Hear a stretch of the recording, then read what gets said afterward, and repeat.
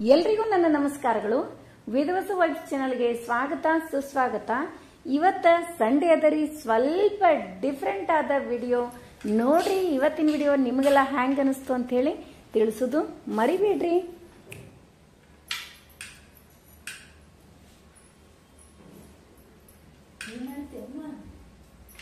ಇದು ಇವೆಲ್ಲ ನೋಡ್ರಿ, ನಾಳೆ ಕೃಷ್ಣ ಜನ್ಮಾಷ್ಟಮಿ ಅದಲ್ಲ, ಸ್ಕೂಲ್ನಾಗ ಸಣ್ಣ ಮಕ್ಕಳಿಗೆ ಅವು ಪಾರ್ಟಿಸಿಪೇಟ್ ಮಾಡ್ತಾರೆ. ಅದೆಲ್ಲ ಒಂಚೂರು ತಯಾರಿ ಮಾಡಿದ್ವಿ. ಹೆಂಗಾಯ್ತು ಡೆಕೋರೇಷನ್ ಎಲ್ಲ? ನಾಳೆ ಹುಡುಗರು ಕೂಡ ಅಷ್ಟು ದೊಡ್ಡದು ಕಳಿಸ್ತೀನಿ ಅಂದ್ರೆ ಅವರು ಅಲ್ಲಿ ಮ್ಯಾಮ್ ಜೋತ್ ಬಿಡ್ಲಿಕ್ಕೆ ಇದಿಲ್ಲ, ಪ್ಲೇಸ್ ಇಲ್ಲ. ಅಲ್ಲ ಅಂದ್ರೆ ರೆಡಿಮೇಡ್ ಇರ್ತಾವ, ಹಿಂಗ ಎತ್ತಿದ್ದದು ಹುಡುಗರು ಫೋಟೋ ತೆಗಿಸ್ಕೊಂಡ್ರೆ ಚೆನ್ನಾಗಿ ಅನ್ಸುತ್ತೆ. ಇದೊಂದು ವರ್ಷ ಇದ್ರಾಗ ಇದು ಮಾಡ್ತೀವಿ. ನೆಕ್ಸ್ಟ್ ಇಯರ್ ಏನದಲ್ಲ ಸ್ವಲ್ಪ ದೊಡ್ಡದು ಇದು ಮಾಡ್ಕೊಂಡ್ರೆ ಅಂತ ನಡೀತದೆ. ಇದೆಲ್ಲ ಹಾಕಿ ಇನ್ನ ಇದಕ್ಕೆಲ್ಲ ಹಿಂಗೆ ಭಾಳ ಕೆಲಸ. ಒಂಚೂರು ರೆಡಿ ಮಾಡ್ಕೊಂಡೇ ಹೋದ್ನಿ ಅಂದ್ರೆ ಇದು ಹೋಗ್ತೀವಿ.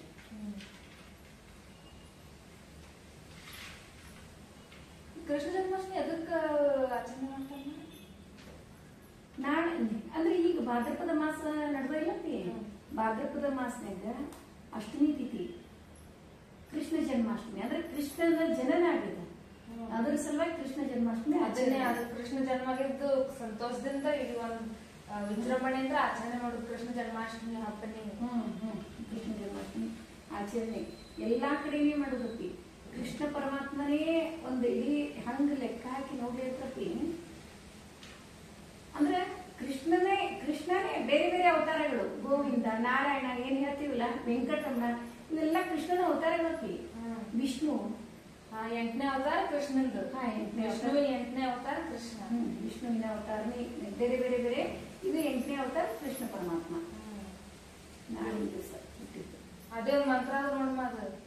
ಅದು ಯಾವ್ದು? ವಸುದೇವ ಸುತಂ ವಸುದೇವ ಸುತಂ ದೇವಂ ಕಂಸ ಚಾಣೂರ ಮರ್ದನಂ ದೇವಕಿ ಪರಮಾನಂದಂ ಕೃಷ್ಣಂ ಒಂದೇ ಜಗದ್ಗುರು. ಅಂದ್ರೆ ನೋಡು, ಕೃಷ್ಣ ಒಬ್ನೇ ಜಗತ್ತಿಗೆ ಗುರು.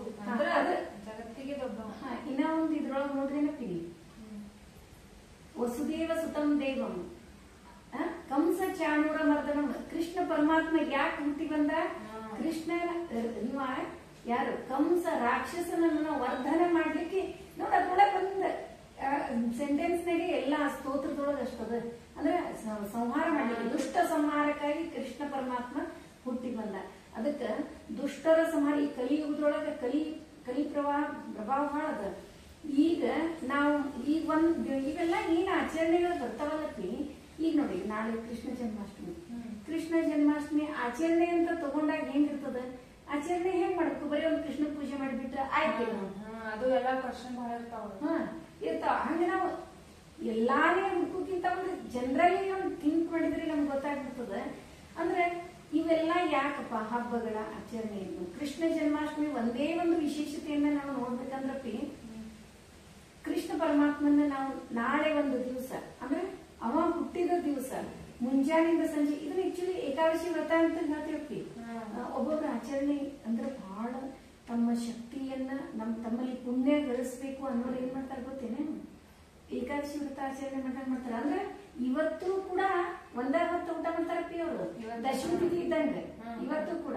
ಆಮೇಲೆ ನಾಳೆ ಅಂತೂ ಕೃಷ್ಣ ಜನ್ಮಾಷ್ಟಮಿ ಇಡೀ ಹೋಲ್ ಡೇ ಏನು ತಿನ್ನಂಗಿಲ್ಲ, ಹಂಗೂ ಮಾಡ್ತಾರ. ಹಣ್ಣು ಹಾಲು ತಿಂದು ಮಾಡೋರು ಮಾಡ್ತಾರ. ಆದ್ರೆ ಏನು ಇನ್ನೊಂದು, ಇದನ್ನ ನಾವ್ ಏನೂ ತಿನ್ಲಾರ್ದೆ ಒಂದು ದಿವಸ ಉಪವಾಸ ಅಂದ್ರೆ ಏನು? ಉಪವಾಸ ಅಂದ್ರೆ ಈಗ ನಾವು ದೇವ್ರ ಹಿಂಗ ಏಕಾದಶಿ ಹೆಂಗ್ ಮಾಡ್ತೀವಲ್ಲ, ಈಗ ಮನುಷ್ಯನ ಆಯುಷ್ಯ ಉಪವಾಸ ಮ್ಯಾಗ ಡಿಪೆಂಡ್ ಅದ. ಈಗ ಒಂದ್ ದಿನ, ಈಗ ಎಕ್ಸಾಂಪಲ್ ತಗೊಂಡ್ರ ಒಂದ್ ದಿನ ಮನುಷ್ಯ ಉಪವಾಸ ಇತ್ತಂದ್ರ ನಮ್ ಜೀವನದ ಆಯುಷ್ಯ ಒಳಗ ಒಂದ್ ದಿನ ಹೆಚ್ಚಾಗ್ತದೆ. ಅದೇ ಇದು ರೀಸನ್ ನಂಗ ಅನ್ಸಿದ್ ಕೃಷ್ಣ ಜನ್ಮಾಷ್ಟಮಿ ಒಳಗ. ಈಗ ಕೃಷ್ಣ ಹುಟ್ಟ್ಯಾನ, ಅದು ಈಗ ಜನರಲ್ ಮಂದಿ ಕೇಳಿದ್ರೆ ಇದಕ್ ಉಪವಾಸ ಇದಕ್ ಊಟ ಮಾಡಿದ್ ಕೇಳ್ಬಿಟ್ಟು ಕೃಷ್ಣ ಹುಟ್ಟ್ಯಾನ ಸಂಭ್ರಮದಿಂದ ನಾವು ಊಟ ಮಾಡಿದ್ರೆ ನೆನಪಾರ್ ಬಿಟ್ಟಿವಿ ಅಂತ ಹಿಂಗ್ ಇದನ್ನ ಹೇಳಾರೋ ಇದ್ದಾರ ಜಾಸ್ತಿ ಕತಿ ಒಳಗ್ ಕೇಳಿ ನಾವ್ ಇದು. ಅದ ಮೇನ್ ರೀಸನ್ ಏನಂದ್ರ ಕೃಷ್ಣ ಹಿಂಗ ಹುಟ್ಟಿರ್ತಾರಲ್ಲ, ನಾವು ಈ ಕೃಷ್ಣ ಜನ್ಮಾಷ್ಟಮಿ ಉಪವಾಸ ಮಾಡೋದ್ರಿಂದ ಏನಾಗ್ತದ, ಒಂದ್ ದಿನ ಆಯುಷ್ ಹೆಚ್ಚಾಗ್ತದ ನಮ್ದು. ಮತ್ ರಾತ್ರಿ 12ಕ್ಕೆ ಏನ್ ಮಾಡ್ತೀವಿ ನಾವು, ಅರ್ಘ್ಯ ಕೊಟ್ಟು ಅರ್ಘ್ಯ ಕೊಟ್ಟು 56 ಅವಾಗ ಕೃಷ್ಣ ಅವಾಗ ಹುಟ್ಟಿ ಸಮಯನೇ ಅದು. ಅವಾಗ ಏನ್ ಮಾಡ್ತೀವಿ, ಕೃಷ್ಣಗೆಲ್ಲ ಅಭಿಷೇಕ ಮಾಡಿ ಎಲ್ಲ ಹೂವ ಉದ್ರಿಂದ ಅಲಂಕಾರ ಮಾಡಿ ಹುಟ್ಟಿರ್ತಾನಲ್ಲ ಮತ್ತೆ ವಿಜೃಂಭಣೆ ಅಂತ ಅವಾಗ ಸೆಲೆಬ್ರೇಟ್ ಮಾಡೋದು. ಅವಾಗ ಹಂಗೂ ಇಡೀ ದಿನ ಉಪವಾಸ ಮಾಡಿರ್ತಿಲ್ಲ, ರಾತ್ರಿ ನೈವೇದ್ಯ ಮಾಡಿ ಕೃಷ್ಣಗೆ ಎಲ್ಲ ಅರ್ಪಣೆ ಮಾಡಿಸಿ ನಾವು ಊಟ ಮಾಡ್ಬೇಕಂತ. ಅದು ಏನಾಗ್ತದ, ಉಪವಾಸ ಮಾಡಿರ್ತೀವಲ್ಲ ರಾತ್ರಿ ಏನಾಗ್ತದ, ನಾವು ವೃತ್ತ ಮಾಡಿದ್ದು ಮುರಿತದ. ಮುರಿದ ಏನಾಗ್ತದ, ಒಂದಿನ ನಮ್ದು ಹೆಂಗೋ ಆಯುಷ್ಯ ಹೆಚ್ಚಾಗಿರ್ತದ. ವೃತ ಮಾಡಿದ್ ಮುರಿದ ಕೊನೆ ಆಯುಷ್ಯ ಏನಾಗ್ತದ, ಕೃಷ್ಣನ್ ನಾವು ನಮ್ ಕೃಷ್ಣಗ್ ಸಮರ್ಪಣೆ ಮಾಡ್ದಂಗದು. ನಮ್ ಒಂದ್ ದಿನದ ಆಯುಷ್ಯ ಕೃಷ್ಣನ್ ಚರಣಕ್ ಸಮರ್ಪಣೆ ಮಾಡ್ದಂಗ. ಅದೇ ಮೇನ್ ರೀಸನ್ ನಾವು ಕೃಷ್ಣ ಜನ್ಮಾಷ್ಟಮಿ ಉಪವಾಸ ಎದಕ್ ಮಾಡ್ತೀವಿ. ನೀ ಹೇಳೋದಿಲ್ಲಪ್ಪಿ, ಇದು ಹೇಳೋದು ಕರೆಕ್ಟ್ ಅದ. ಇನ್ನ ಒಂದು ನಾವು ಹಿಂಗ ಜನರಲಿ ಜಸ್ಟ್ ಥಿಂಕ್ ಮಾಡಿದಾಗ ಹೆಂಗಿರ್ತ ಗೊತ್ತಾನ, ಒಬ್ಬಕಿ ಗರ್ಭಿಣಿ ಇರ್ತ, ನಮ್ಮ ಮನ್ಯಾಗೇನು ಒಂದ್ ನಮ್ ರಿಲೇಟಿವ್ಸ್ನಾಗನು ನಮಗ್ ಪರಿಚಯ ಇದ್ದವ್ರು ಒಟ್ಟ ಅವ್ರೀಗ ಡೆಲಿವರಿಗೆ ಹೊಂಟಾರ ಅಂತಂದ್ರೆ ಹೆಂಗ್ ಗೊತ್ತನ, ದೇವ್ರ ನಾಮಸ್ಮರಣೆ ಮಾಡ್ಲಿಕ್ಕೆ ಸ್ಟಾರ್ಟ್ ಮಾಡ್ತೀವಿ ನಾವು. ಯಾಕಂತಂದ್ರೆ ಎಲ್ಲಾ ಸುರಕ್ಷಿತವಾಗಿ ಆಗ್ಲಿ. ಆದ್ರೆ ಕೃಷ್ಣ ಪರಮಾತ್ಮಂದು ಯಾಕೆ ನಾವು ಉಪವಾಸ ಮಾಡ್ತೀವಿ, ಯಾಕೆ ಆಚರಣೆ, ಕೃಷ್ಣಂದೇ ನಾವು ಹೆಚ್ಚು ಯಾಕೆ ಸ್ಮರಣೆ ಮಾಡುದು ಅಂತಂದ್ರ, ಕೃಷ್ಣ ಪರಮಾತ್ಮನೇ ಹುಟ್ಟಿ ಬರ್ತಾನಲ್ಲ, ಅವ ಎದಕ್ ಬರ್ಲಿತಾನ, ದುಷ್ಟರ ಸಂಹಾರಕ್ಕಾಗಿ ಬರ್ಲಿತಾನ.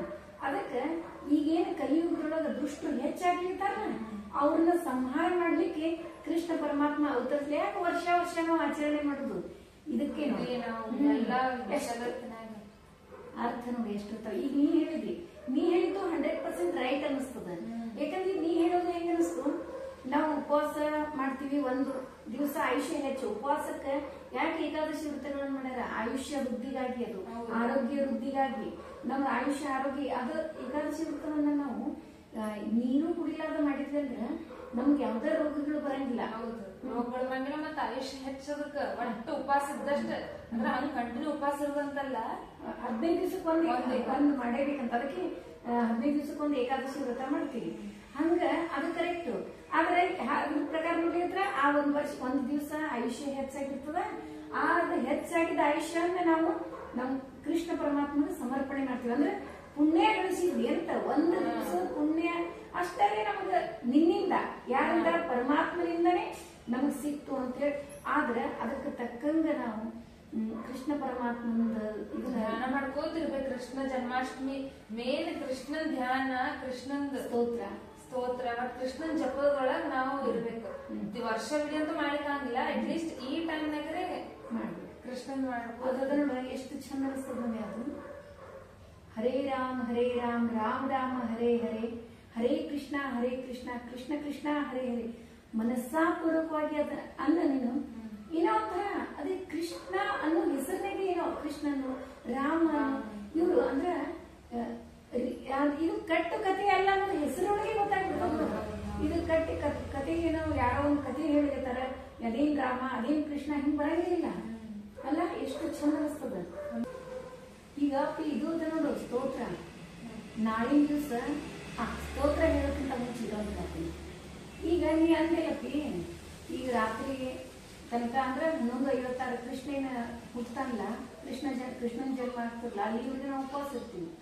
ಅವಾಗಿನದ ಅರ್ಘ್ಯ ಕೊಟ್ಟು ಪೂಜಾ ಮಾಡಿ ಅರ್ಘ್ಯ ಎಲ್ಲ ಮಾಡ್ತೀವಿ. ಮಾಡಿ ಹಣ್ಣು ಅಥವಾ ಉಂಡಿ, ಮನೆ ತೋರಿಸಿಲ್ಲ ಅವಲಕ್ಕಿ ಉಂಡಿ ಇದೆಲ್ಲ ನೈವೇದ್ಯ ಮಾಡಿ ತಿಂತೀವಿ. ಊಟ ಮಾಡಂಗಿಲ್ಲತ್ತಿ, ಊಟ ಮಾಡಂಗಿಲ್ಲ. ಇಲ್ಲ ನಾನು ತಿಳ್ಕೊಂಡಿದ್ದೆ ನೈವೇದ್ಯ ಮಾಡ್ತಾರಂತ ಅಂದ್ರಲ್ಲ, ಅಡಿಗೆ ಮಾಡ್ತಾರೆ. ಇಲ್ಲಪ್ಪಿ, ಊಟ ಇಲ್ಲ. ನೆಕ್ಸ್ಟ್ ಡೇ ಸಾಯಂಕಾಲ ಮತ್ತದ್ನು ಸಾಯಂಕಾಲ ಅಡಿಗೆ ನೈವೇದ್ಯ ಎಲ್ಲ ಮಾಡಿ ಸೂರ್ಯ ಅಸ್ತ ಆದ್ಮೇಲೆ ಊಟ. ಇಲ್ಲವೆಲ್ಲ ಇದಕ್ಕೆ ಊಟಕ್ಕೆ ಹೋಗ್ತಿಲ್ಲ, ಆದ್ರೆ ಸ್ತೋತ್ರ ಮಾತ್ರ ಯಾವ್ದು ಗೊತ್ತೇನ, ಕೃಷ್ಣಾಯ ವಾಸುದೇವಾಯ ಹರೇ ಪರಮಾತ್ಮನೆ ಪ್ರಣತ್ ಕ್ಲೇಶನಾಥಾಯ ಗೋವಿಂದಾಯ ನಮೋ ನಮಃ. ಈ ಸ್ತೋತ್ರ ಅಪ್ಪಿ ಎಷ್ಟು ಸಾರಿ ಹೇಳಿದ್ರು ಕಡಿಮೆನೆ. ಅಷ್ಟು ಯಾಕಂದ್ರೆ ನಾಳೆ ಒಂದು ದಿವಸ ಅಲ್ಲ, ದಿನನಿತ್ಯ ಆದ್ರೂ ಈ ಸ್ತೋತ್ರ. ಅದನ್ನ ಆಮೇಲೆ ಹರೇ ರಾಮ್ ರಾಮ ರಾಮ ಹರೇ ಹರೇ, ಹರೇ ಕೃಷ್ಣ ಕೃಷ್ಣ ಕೃಷ್ಣ ಹರೇ ಹರೇ ಅಂತೆ. ಇದನ್ನು ಕೂಡ ನಾಳಿನ ದಿವಸ. ಮತ್ತೆ ಇವನ್ ನೋಡಿ ಕೃಷ್ಣನ ಲೀಲೆಗಳು. ಇದು ನೋಡಮ್ಮ, ಈಗ ನಾಳೆ ಕೃಷ್ಣ ಜನ್ಮಾಷ್ಟಮಿ ಖಾಲಿ ಇರ್ತೀವಿ ಅಂದ್ರೆ ಕೃಷ್ಣ ನಾಮಸ್ಮರಣೆ ಏನ್ ಮಾಡ್ಬೇಕು, ಏನ್ ಒಬ್ಬೊಬ್ಬರು ಹಿಂಗ್ ಚೇಂಜ್ ಆಗ್ತಿರ್ತಾರಮ್ಮ. ನಾನು ಮನೆ ನೋಡಿರ್ತಿದ್ದೆ, ಏನ್ ಮಾಡ್ತಾರ ಗೊತ್ತೇನ, ಈ ಕೃಷ್ಣನ್ ಜನ್ಮಾಷ್ಟಮಿಗೆ ಬಹಳ ಮಂದಿ ತಮ್ಮ ಜೀವನ ಶೈಲಿಗಳು ಬದಲಾಯಿಸ್ಕೊತಿರ್ತಾರ. ಅಂದ್ರೆ ಕೃಷ್ಣನ್ ಲೀಲೆಗಳನ್ನೇ ಆ ಮಂದಿ ಬದಲಾವಣೆ ಆಗುವಂತವೇ ಅವ. ಈಗ ಕೃಷ್ಣ ಹತ್ರ ಏನ್ ಕಲಿಯೋದ್ರ, ಫಸ್ಟ್ ಹುಟ್ಟಿದಾಗ ಏನಿತ್ತು, ಹುಟ್ಟಿದಾಗಿಂದ್ರ ಹೆಂಗಿರ್ಬೇಕು ನಮ್ ಜೀವನದಾಗ, ಯಾವ ತರದ ಮನುಷ್ಯರಿದ್ದಾರೆ, ಯಾವ ತರದ ನಾವು ನಮ್ ಜೀವನದೊಳಗೆ ರೂಢಿಸ್ಕೋಬೇಕು, ಯಾವತ್ತು ಖುಷಿಯಿಂದ ಇರ್ಬೇಕು.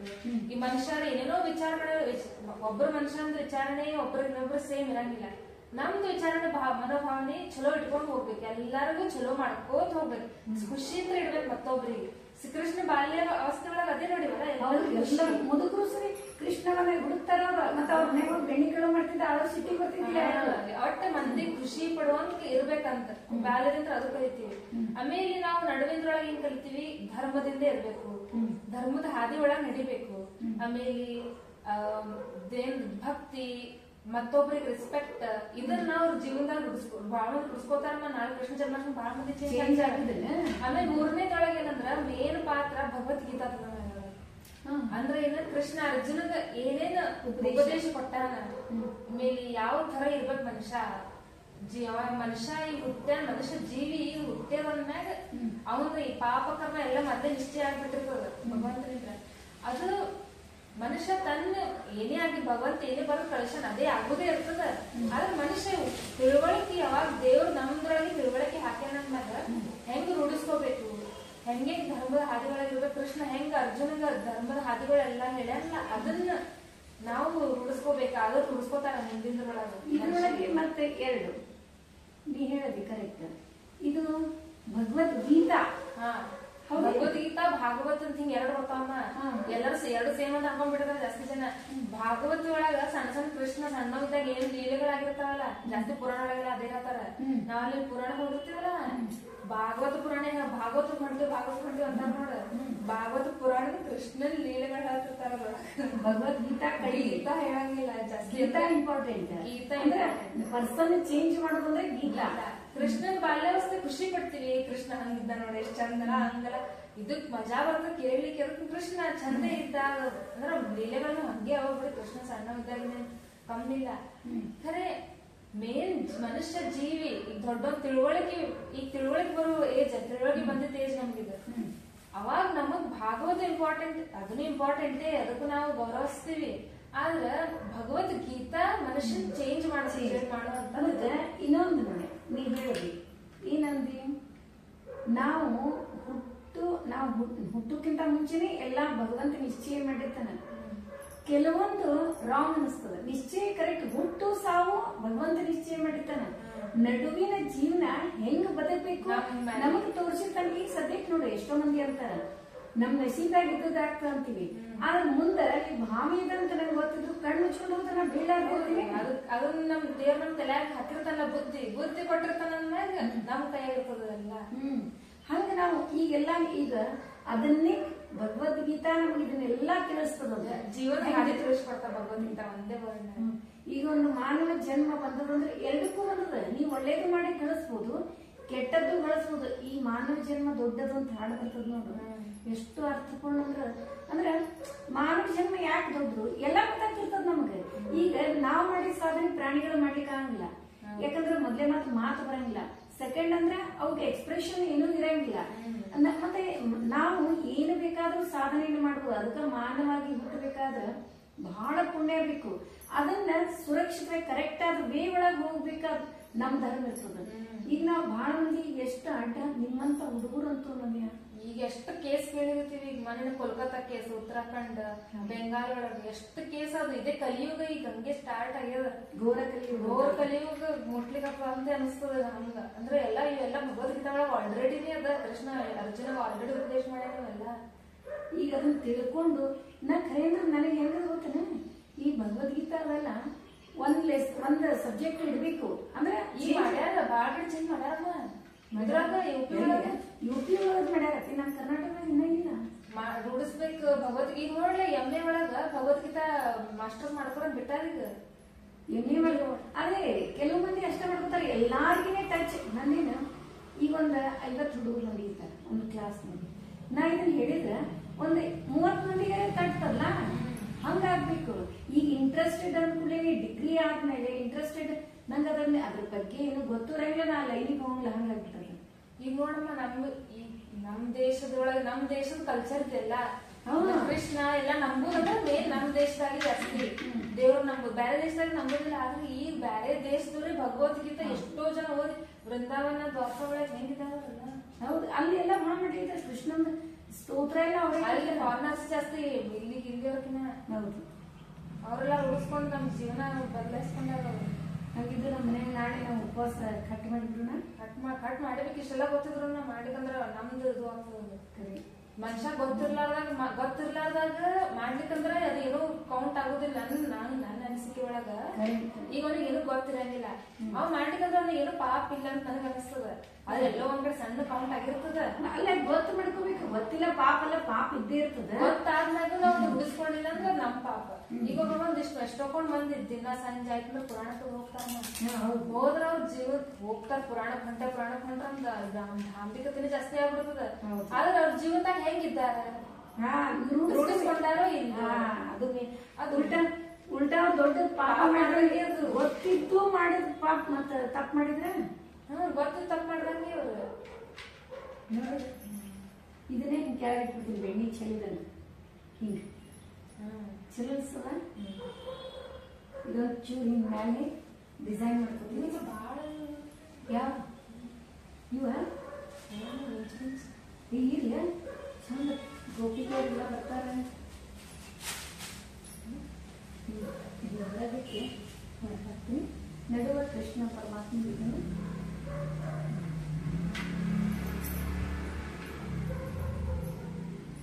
ನೋಡ್ರಿ. ನಮ್ಮ ಏನು ಬೆಣ್ಣೆ ಗಡಿಗೆ ಮತ್ತ ತೊಟ್ಲು ನಾಳೆ ಫ್ಯಾನ್ಸಿ ಡ್ರೆಸ್ ಕಾರ್ಯಕ್ರಮಕ್ಕೆ ರೆಡಿ ಆಗ್ಯದ ನೋಡ್ರಿ. ಏನೋ ಡಿಸ್ಕಷನ್ ಮಾಡಿದ್ವಿ, ನಮಗ್ ಗೊತ್ತಿದ್ದು ಪ್ರಿಪೇರ್ ಅಂತೂ ಆಗಿಲ್ಲ. ಗೊತ್ತಿದ್ದನ್ನೇ ಇದನ್ನ ಮಾಡೋಣ ಅಂತ ಸಡನ್ಲಿ ಏನ್ ದಿನಾಲು ಅಡುಗೆ ಅದು ಇದು ಇದ್ದೇ ಇರ್ತದ. ಅದಕ್ಕೆ ಇವತ್ತಿನ ವಿಡಿಯೋ ನಿಮಗೆಲ್ಲ ಹೆಂಗ್ ಅನಿಸ್ತು ಅಂತ ಹೇಳಿ ಕಾಮೆಂಟ್ ಮಾಡಿ ತಿಳಿಸೋದು ಮರಿಬೇಡ್ರಿ. ಮತ್ತ ನಿಮಗೆಲ್ಲ ವಿಷಯ ಗೊತ್ತಾಯ್ತು ಅಂತ ಅನಿಸ್ತದ. ಕೃಷ್ಣ ಜನ್ಮಾಷ್ಟಮಿ, ಅದಕ್ಕೆ ನಾಳೆ ಕೃಷ್ಣ ಪರಮಾತ್ಮ ಹುಟ್ಟಿದ ದಿವಸ. ಅದಕ್ಕಾಗಿ ನಮ್ಮ ಕೈಲಾದಷ್ಟು ಉಪವಾಸವನ್ನು ಮಾಡಿ ನಮ್ಮ ಕರ್ಮವನ್ನ ಕಳ್ಕೊಳ್ಳೋಣ. ಒಂದು ದಿನದ ಸೇವೆ ಕೃಷ್ಣನಿಗಾಗಿ ಮಾಡಿ ಪಾಪವನ್ನು ಕಳ್ಕೊಂಡು ಒಂದು ಸ್ವಲ್ಪ ಎಲ್ಲೋ ಒಂದು ಮೂಲೆಯೊಳಗೆ ಒಂದು ಕಾಲಷ್ಟು ಪುಣ್ಯವನ್ನ ಗಳಿಸೋದ್ರಿ. ಅಷ್ಟು ಮೇಲಾಗಿ ಯಾರಿಗೆ BP ಶುಗರ್ ಅಂತಾವ್ ಇಂಥವು ಇದ್ದವರು ನಿಮ್ಮ ಆರೋಗ್ಯವನ್ನ ನೋಡ್ಕೊಂಡು ಮಾಡ್ರಿ. ಆದ್ರೆ ಹೆಲ್ದಿ ಇದ್ದವರು ಎಷ್ಟೇ ತ್ರಾಸಾದ್ರೂ ಉಪವಾಸವನ್ನ ಮಾಡ್ರಿ. ಹಂಗೆ ಕೃಷ್ಣನ ನಾಮಸ್ಮರಣೆಯನ್ನ ಮಾಡುವುದು ಮರಿಬೇಡ್ರಿ. ಮತ್ತ ಅರ್ಘ್ಯ ರಾತ್ರಿ 11:56 ಕೃಷ್ಣ ಪರಮಾತ್ಮನಿಗೆ ತುಳಸಿಯನ್ನ ಏರಿಸಿ ಅಲಂಕಾರವನ್ನು ಮಾಡಿ ಅರ್ಘ್ಯ ಕೊಡುದು ಮರಿಬೇಡ್ರಿ. ಮತ್ತ ಮೊನ್ನೆ ಡಿಸ್ಕಷನ್ ಮಾಡಿರ್ತೀವಿ, ಶ್ರೀ ಭಾರತೀ ರಮಣ ಮುಖ್ಯ ಪ್ರಾಣಾಂತರ್ಗತ ಶ್ರೀ ಕೃಷ್ಣಾರ್ಪಣಮಸ್ತು ಅಂತ ಹೇಳಿ ಅರ್ಘ್ಯವನ್ನ ಕೊಡ್ರಿ. ಒಂದ ಸಾರಿ ಅರ್ಘ್ಯ, ಎಷ್ಟು ಸಾರಿ ಕೊಡ್ಬೇಕಂದ್ರೆ ಒಂದ ಸಾರಿ ಅರ್ಘ್ಯವನ್ನ ಕೊಡ್ರಿ. ಅರ್ಘ್ಯ ಕೊಡ್ಬೇಕಾದ್ರೆ ಏನು ಒಂದು ಅಡಿಕೆ ಬೆಟ್ಟ ಸ್ವಲ್ಪ ಮಂತ್ರಾಕ್ಷತೆಯನ್ನು ಹಾಕೊಂಡು ಕೃಷ್ಣಾರ್ಪಣಮಸ್ತು. ದಿನ ಟಿವಿ ಒಳಗ್ರೆ ಭಗವದ್ಗೀತಾ ಒಂದೊಂದ್ ದಿನ ಒಂದ್ ಅಧ್ಯಾಯ ಟಿವಿ ಒಳಗ ಅರ್ಥಸ ಅಧ್ಯಾಯ ಬರ್ತಾವಮ್ಮ. ನಾ ಹಚ್ಚಿಟ್ಟಿಲ್ಲ ಮುಂಜಾನೆ, ಅದನ್ನ ನಂದು ಅದಕ್ಕಿಂತ ನನ್ಗೇನದ ನಾನ ಅಂದ್ರೆ ಇಂಪಾರ್ಟೆಂಟ್ ಅಧ್ಯಾಯನ ನಾನೇ ಒಂದು ಕಂಟಿನ್ಯೂ ನಮ್ ಬಿಡ ಹಚ್ಚಿಕೊಳ್ಳಿ ಕಾಣಲ್ಲ. ಈಗ ಹೆಂಗ್ ವಿಷ್ಣು ಸಹಸ್ರನಾಮ ಮುಂಜಾನೆ ಕಂಟಿನ್ಯೂ ಹಚ್ಚಿದ್ದೀವಿ ಅಂದ್ರೆ ಮುಂಜಾನೆ ಎದ್ದು ಕೂಡ ಹಚ್ಚಿದ್ದೀವಿ, ರೆಡಿ ಬಿಟ್ಟಾವ. ಅದ್ರ ಜೊತೆ ಇದು ಒಂದ್ ಅಧ್ಯಾಯ ದಿನಕ್ಕೆ ಒಂದೊಂದು 18 ಅಧ್ಯಾಯ ಮುಗಿದ್ಬಿಡ್ತಾವ 18 ದಿವಸ. ಕರೆಕ್ಟ್. ಈಗ ಅದಕ್ಕ ನಾವು ಹಂಗಿದ್ರೆ ಏನ್ ಮಾಡ್ಬಿಡೋದ್ರಿ, ನಾಳೆಯಿಂದ ಈಗ ನವ್ಯ ಹೆಂಗೂ ಹೇಳಿದ್ಲು, ನಾಳೆ ಎಷ್ಟೋ ಹುಡುಗರು ಚೇಂಜ್ ಆಗ್ತಾರ ತಮ್ಮ ಲೈಫ್ ಒಳಗ ಅಂತ ಹೇಳಿ, ಅಂದ್ರ ಒಂದು ಧರ್ಮದ ಮಾರ್ಗವನ್ನ ಹಿಡಿತಾರ ಅಂತ ಹೇಳಿ. ಅದಕ್ಕೆ ನಾವು ನೀವು ಕೂಡ ಸ್ವಲ್ಪ ಚೇಂಜ್ ಆಗೋಣ್ರಿ. ಮತ್ತ ನಾಳೆ ದಿವಸ ಕೃಷ್ಣ ಪರಮಾತ್ಮ ಹುಟ್ಟಿದ ದಿವಸ ನಾವು ನೀವು ಚೇಂಜ್ ಆಗೋಣ. ಯಾವ ತರ ಚೇಂಜ್ ಆಗೋಣ, ಯಾವ ತರ ಅಂತಂದ್ರ ಕೃಷ್ಣನ ಲೀಲೆಗಳನ್ನ ಕೇಳುವುದು ಆಯ್ತು. ಅದನ್ನಂತೂ ನಾವು ಭಾಗವತ ಎಲ್ಲಿ ಹೋದಲ್ಲಿ ಕೇಳ್ತೀವಿ. ಅದಕ್ಕೆ ಭಗವದ್ಗೀತೆಯನ್ನ ಕೇಳೋಣ್ರಿ. ಕೃಷ್ಣ ಪರಮಾತ್ಮನ 18 ಅಧ್ಯಾಯದ ಭಗವದ್ಗೀತೆಯನ್ನ ವಿತ್ ಕನ್ನಡ ಟ್ರಾನ್ಸ್ಲೇಟ್ ಇದ್ದದ್ದು ದಿನನಿತ್ಯ ಟಿವಿ ಒಳಗೆ ಹಚ್ಚಿ ನೋಡ್ತಿರ್ತಾಳ್ರಿ. ನಮ್ಗೆ ಲಕ್ಷ್ಯ ಇರಂಗಿಲ್ಲ, ಯಾಕಂದ್ರ ನಮ್ಮ ಒಂದು ಮುಂಜಾನೆ ಅಡಿಗೆದೆಲ್ಲ ಇರ್ತದ, ಏನೇನೋ ಹಾಕಿ ದಿನನಿತ್ಯ ನೋಡ್ತಾಳ. ಮಾತ್ರ ಆದಷ್ಟು ನಾವು ಕೂಡ ಡೈಲಿ ಯಾವಾಗ ಲೈವ್, ಇವತ್ತು ಲೈವ್ ಬರ್ಲಿಕ್ಕೆ ಆಗಲ್ರಿ, ಇನ್ನ ಮಂತ್ಲಿ ತಿಂಗಳಿಗೆ ಒಂದೇ ಸರಿ ಲೈವ್ ಬರುವ ವಿಚಾರ ಮಾಡೀನಿ. ಅದಕ್ಕೆ ನಿಮ್ಮ ಒಪಿನಿಯನ್ ಅನ್ನ ತಿಳಿಸ್ರಿ. ಮತ್ತೇನ್ ಮಾಡ್ಬೇಕು, ಹಂಗ ಹಿಂಗ ಏನು ಕ್ವಶನ್ ಇಲ್ಲ, ಎಲ್ರಿಗೂ ಇದು ಅರ್ಥ ಆಗದ ಅಂತ ಅನ್ಕೋತೀನಿ. ಸಿಂಪಲ್ ಆಗಿ ಮೇನ್ ಅದೇ ಒಂದೇರಿ, ಕೃಷ್ಣನ ಪೂಜೆ ಮುಂಜಾನೆ ಮಾಡ್ಬಿಟ್ರೆ ಮತ್ತೆ ಮುಂಜಾನೆನೂ ಮಾಡ್ರಿ. ನಾಳೆ ಮುಂಜಾನೆ ಪೂಜೆ ಮಾಡ್ಬೇಕಾ ಬೇಡವಾ ಅಂತ ಕೇಳ್ತಿರ್ತೀರಿ. ಮುಂಜಾನೆನೂ ಕೂಡ ಮಾಡುದು, ನಾಳೆ ಇಡೀ ದಿವಸ ಪೂಜೆ ಮಾಡಿದ್ರು ಚಲೋನೇ. ಬಟ್ ಸಾರಿ ಅದು ಇದು ಇರ್ತದ. ಆಸ್ ಯೂಶುವಲ್ ನಾವೇನ್ ಮಾಡೋಣ, ಮುಂಜಾನೆ ಕೃಷ್ಣ ಪರಮಾತ್ಮನ ಪೂಜೆ, ಮತ್ತೆ ರಾತ್ರಿ 11:56 ಒಂಚೂರು ನಾಮಸ್ಮರಣೆ ಅದು ಇದು ಮಾಡಿ 11:56 ಅರಿಗೆವನ್ನ ಕೊಟ್ಟು ಕೃಷ್ಣನ ಸ್ತೋತ್ರವನ್ನ ಹೇಳಿ, ಮತ್ತೆ ಹಣ್ಣು ಹಾಲು ಉಂಡಿ ಮಾಡ್ತಿದ್ರೆ ಉಂಡಿ ಮಾಡಿ, ಕೊಬ್ಬರಿ ಉಂಡಿ, ಅವಲಕ್ಕಿ ಉಂಡಿ, ಕೊಬ್ಬರಿ ಬೆಲ್ಲ, ಡ್ರೈ ಫ್ರೂಟ್ಸ್ ಏನ್ ನೈವೇದ್ಯ ಮಾಡಿದ್ರು ನಡೀತದ, ಹಾಲು ಸಕ್ಕರೆ ಅದನ್ನೇ ತಿಂದು ಮಲ್ಕೊಡ್ರಿ. ಮತ್ತೆ ನೆಕ್ಸ್ಟ್ ಡೇ ಏನೇನ್ ಮಾಡ್ಬೇಕು ನಾನು ಪೋಸ್ಟ್ ಹಾಕಿರ್ತೀನಿ. ಇವತ್ತ ಪೋಸ್ಟ್ ಹಾಕಿರ್ತೀನಿ ನಿಮಗೆ ಆ ತರನಾಗಿ. ಮತ್ತೆ ಇವತ್ತಿನ ವಿಡಿಯೋ ನಿಮಗೆಲ್ಲ ಇಷ್ಟ ಆಯ್ತು ಅಂತ ಅನ್ಕೋತೀನಿ. ನಮ್ಮ ವಿಡಿಯೋಗಳು ನಿಮಗೆ ಇಷ್ಟ ಆದ್ರೆ ಲೈಕ್ ಮಾಡಿ, ಶೇರ್ ಮಾಡಿ. ಹೊಸದಾಗಿ ನೋಡ್ಲಿಕ್ಕೆ ನಮ್ಮ ವಿಡಿಯೋಸ್ ಇಷ್ಟ ಆದ್ರೆ ಬಿಡ್ಲಿಕ್ಕೆ ಹೋಗ್ಬೇಡ್ರಿ, ಲೈಕ್ ಮಾಡಿ, ಸಬ್ಸ್ಕ್ರೈಬ್ ಮಾಡಿ. ನಿಮ್ಮ ಫ್ರೆಂಡ್ಸ್ ಅಂಡ್ ರಿಲೇಟಿವ್ಸ್ಗೆಲ್ಲ ಶೇರ್ ಮಾಡ್ತಿರಲ್ಲ. ಮತ್ತೆ ಮುಂದಿನ ವಿಡಿಯೋದಲ್ಲಿ ಸಿಗೋಣ. ಧನ್ಯವಾದಗಳು.